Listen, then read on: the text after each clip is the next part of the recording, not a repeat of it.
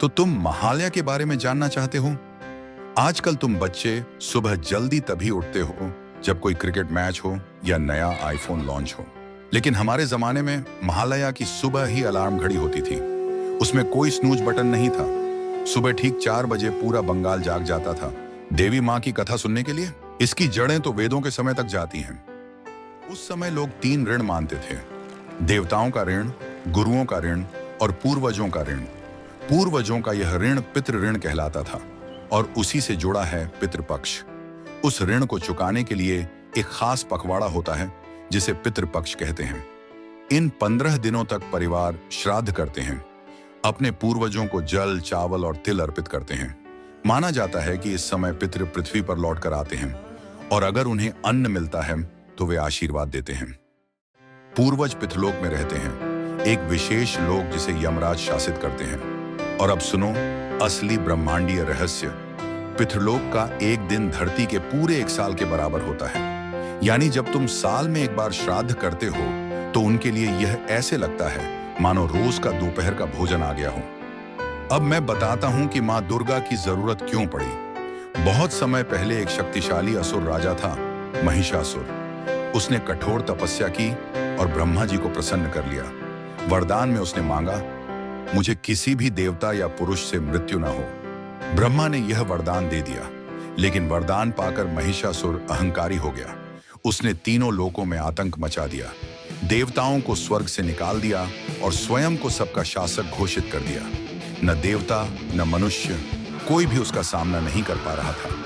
पूरा ब्रह्मांड भयभीत था। हताश होकर देवता त्रिदेव ब्रह्मा, विष्णु और शिव के पास पहुंचे। उन्होंने निश्चय किया कि केवल एक स्त्री शक्ति ही महिषासुर का वध कर सकती है। तभी उनकी संयुक्त दिव्य ऊर्जा से मां दुर्गा का प्रकट होना हुआ। शिव की तेज से उनका मुख बना, विष्णु की शक्ति से उनकी 10 भुजाएं बनी, ब्रह्मा के तेज से उनके चरण बने और हिमालय ने उन्हें वाहन रूप में सिंह प्रदान किया। इसके बाद सभी देवताओं ने उन्हें अपने अपने दिव्य अस्त्र दिए। शिव ने त्रिशूल दिया, विष्णु ने सुदर्शन चक्र, वरुण ने शंख, अग्नि ने शक्ति भाला, वायु ने धनुष बाण, इंद्र ने वज्र, यम ने तलवार, कुबेर ने गदा। मां दुर्गा 1000 सूर्यों के समान तेजस्विनी होकर प्रकट हुई और सिंह पर आरूढ़ हुई। इसी प्रकार अवतरित हुई महिषासुर मर्दिनी, वह शक्ति जो अधर्म और अन्याय का अंत करने आई थी। महालया के दिन हम इसी क्षण को स्मरण करते हैं जब सभी देवताओं की प्रार्थना से मां स्वयं प्रकट हुई संसार में संतुलन स्थापित करने के लिए। एक और कथा है, भगवान राम जब रावण से युद्ध की तैयारी कर रहे थे तो उन्होंने मां दुर्गा का आशीर्वाद मांगा। लेकिन उस समय देवी की पूजा बसंत ऋतु में होती थी, शरत ऋतु में नहीं। तब उन्होंने अकाल बोधन किया, यानी समय से पहले मां की पूजा ठीक शरद ऋतु में। और तभी से हम दुर्गा पूजा शरद काल में करते हैं। इसीलिए महालया को मानो मां को भेजा गया आधिकारिक निमंत्रण पत्र कहा जाता है। मां आइए, हम आपकी प्रतीक्षा कर रहे हैं। आधुनिक काल में स्वामी विवेकानंद ने महालया को और बड़ा अर्थ दिया। उनके अनुसार दुर्गा केवल 10 भुजाओं वाली देवी नहीं है, बल्कि भारत की अंतर्निहित शक्ति का प्रतीक है। विवेकानंद कहते थे, महालया का संदेश है कि भारत को अपने अज्ञान, भय और दुर्बलता के असुरों को हराकर उठना होगा। हर महालया हमें याद दिलाता है, मां को आमंत्रित करने के साथ साथ हमें अपनी आत्मशक्ति भी जगानी है। फिर आया औपनिवेशिक युग। जमींदारों ने दुर्गा पूजा को भव्य आयोजन बना दिया। समझ लो, शादी, संगीत महोत्सव और राजनीतिक सभा, सब कुछ एक साथ। भोज, नाटक, संगीत, आतिशबाजी, सब मां के नाम पर। तब तक महालया पूर्वजों तक सीमित नहीं रहा, बल्कि मां दुर्गा के आगमन की भव्य घोषणा बन गया। फिर आया 1931। All India radio, Calcutta. भोर के ठीक 4 बजे एक आवाज पूरे बंगाल में गूंज उठी। वो थे बीरेंद्र कृष्ण भद्र।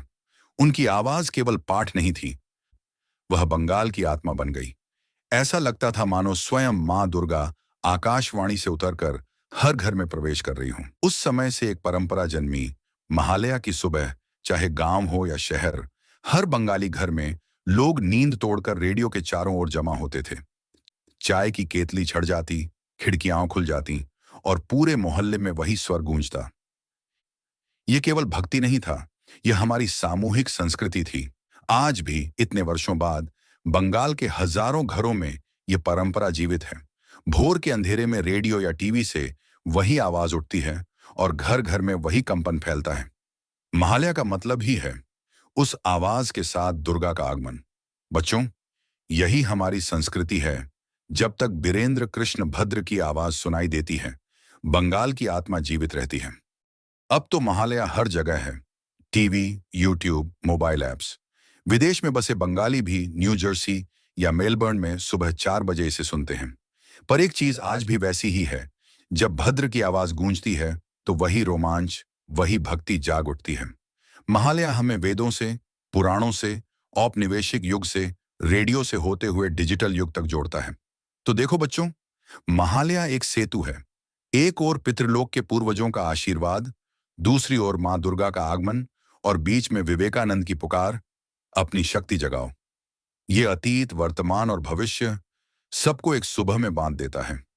और हाँ, तुम्हारे लिए महालया का मतलब है दुर्गा पूजा आने वाली है। नए कपड़े, मिठाइयाँ, पंडाल घूमना और थोड़ा कम होमवर्क, वही